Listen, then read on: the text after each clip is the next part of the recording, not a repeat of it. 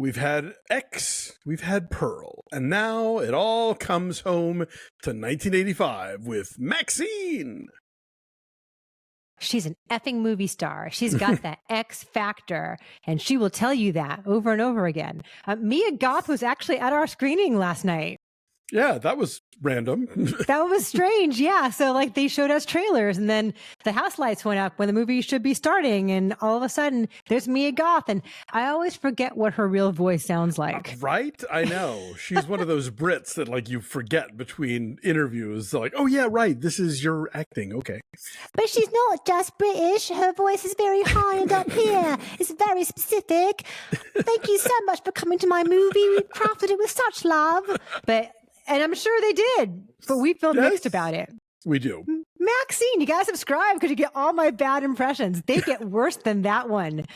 That was borderline. I thought it was, I closed my eyes and I thought Mia Goth was on the feed here. Tall and young and skinny. Whatever's going on in your life that's interfering with this picture, squash it. I intend to.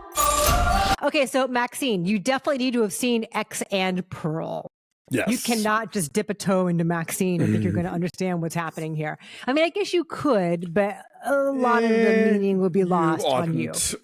Right. So the year is 1985, as Alonso mentioned. When we last saw Maxine, she was fleeing the porn set, causing mayhem in her wake. But we knew early on that she had these dreams of stardom and that she had this unshakable sense of self that would carry her to greatness. So now, 6 years after X, she is in LA and she's a porn star and she does peep shows, and that's okay for now as far as feeding her need for constant attention, but she has big dreams for something greater for herself and everyone's going to know her name. So when we see her, she's auditioning for a legitimate motion picture, The Puritan 2, Roman numeral 2, directed by Elizabeth Debicki, and she thinks this is her platform that will catapult her to stardom.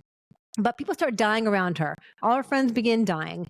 And while we know she's not the killer, this is not a spoiler, she's not the killer, we know that. But the police are after her to see what she might know. That is in the form of Michelle Monaghan and Bobby Cannavale. They're LAPD detectives. And there's also a private eye after her, a dick, as he calls himself, played by Kevin Bacon. This is Kevin Bacon Bad Guy Week. Yes. On the podcast. And that's not a spoiler for Beverly Hills Cop Axel F either. Like the second you see him, dude is slimy. It is off. It's very, very obvious here. She is just trying to survive in a place where the Night Stalker is on the rampage. We see a lot of TV news footage of just the general fear. And having grown up in LA in the 80s, I can attest that was true. Like everyone was frightened that no matter where you were, even like suburbia, you were not safe from Richard Ramirez. So this is a very different film from X and Pearl. And we really liked X and we loved Pearl. I loved Pearl. Yeah. And this feels like a huge step down for me because the thing that makes this character and all the various Mia's Goth so interesting is that there's like an unpredictability to them and a verve and the possibility that she will do anything to be famous. She will do anything to survive. And as this film goes on, that spark diminishes over time. Like there's an incredible opening sequence where you see her auditioning for the film. And it's this long single take where she's walking onto the soundstage and she's backlit by the afternoon San Fernando Valley sunlight. And she struts onto the stage with her skin tight denim and she nails it. And then she leaves. She's like, all you bitches can leave now because I nailed that. And that spirit is gone pretty quickly. It's like she's been tamped down when we need her to be the driving force of the narrative. And that felt like a huge missed opportunity for what makes Mia Goth so interesting.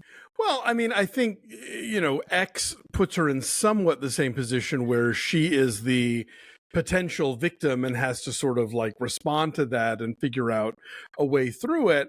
Whereas Pearl is very much, she's the driver of all of this and she is the killer in all this, she's the one who's acting out and being the protagonist in that way.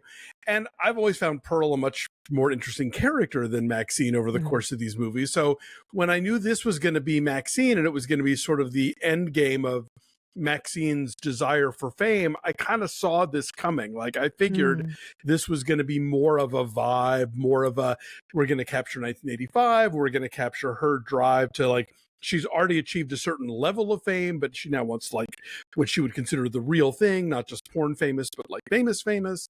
And you know, you get that, and you get like the way that men she encounters know who she is and respond to that in various particular ways. You get a lot of shout outs to other kinds of movies, be they slasher movies or giallo.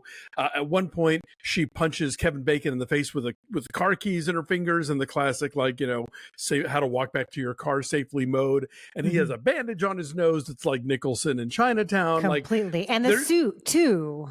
And the suit, and the hat, and the whole thing. I mean, you know, they literally wind up at the Bates house in this movie. So it is very much a thing of taking this character who has always dreamt of stardom and dreamt of LA and putting her in the real thing and giving you both, like giving you, you know, she lives in a crappy apartment on Hollywood Boulevard, but she drives a Mercedes convertible with a vanity plate. Like it's, you know, that sort of thing. And yes, she's auditioning for a movie and then going and working at a peep show, you know. So the movie is embracing all of that stuff.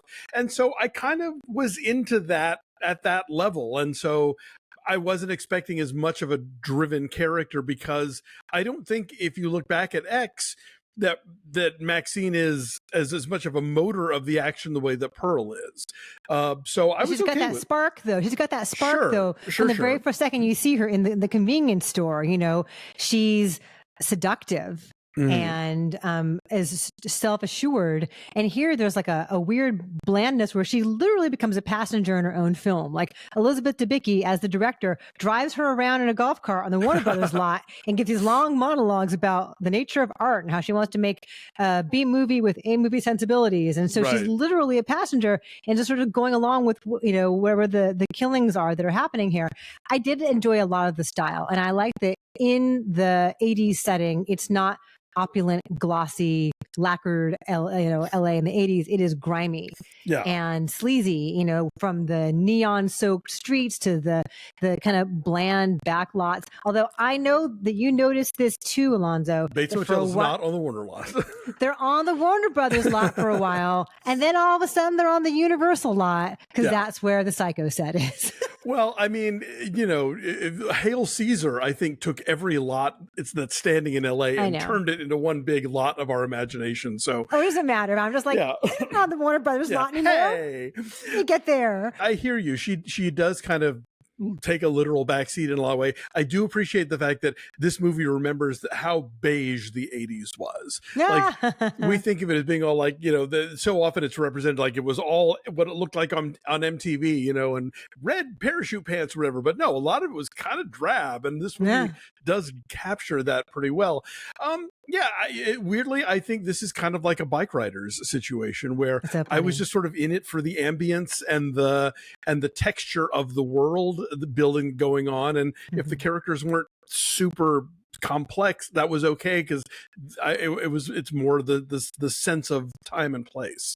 Yeah, and you know, the big hair and the makeup and the needle drops. You get it's sort of an inspired cross section of music, from New Order to Frankie Goes to Hollywood to ZZ Top, and a truly inspired use of the St. Elmo's Fire theme song. Yes, that was a great moment. I enjoyed that, and such a zeitgeist thing right now. We are all over St. Elmo's Fire. We knew, and there's a very funny running bit involving Bobby Cannavale's character. Yes. As far as how he interrogates people. I thought that was inspired. But a lot of it, all the movie stuff, the classic references, like, you know, Buster Keaton and the Psycho House in Chinatown, it felt to me like, here's a thing and here's a thing and here's a thing, without any real meaning underneath and no real cohesion. Like homage, I suppose, to film in general, but also just sort of empty in that regard. I guess, but I mean, I think that LA is so weird in that way, where it's like, it's a place we live and a place we work, but it's also a location, you know, which is the thing that like Los Angeles Plays itself really digs into.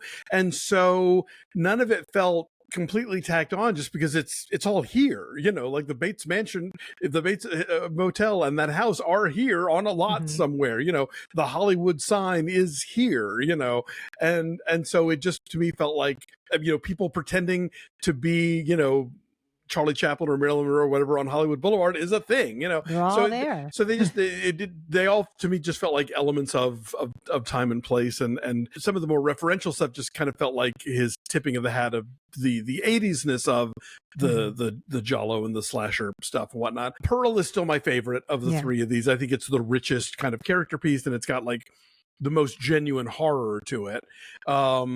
This one, you know, you eventually kind of figure out who the killer is just based on the law of economy of characters. Right. And there are some grody kills in there, obviously, because it's Ti West, and that's what we're doing here. So I'm not like crazy about this movie. I just liked it more than you did, I think. I liked the score. I liked the kind of droning synth score. It's very Michael Mann, very Brian De Palma. John Carpenter, so that was very fitting, yeah. So what's your number then? I'll say like a 7.3. I think it's solid, but it doesn't reach the heights that this trilogy has. I'm going to say a 5.4. So Maxine's in theaters on Friday. We are early on it. Will you see it? Go check it out.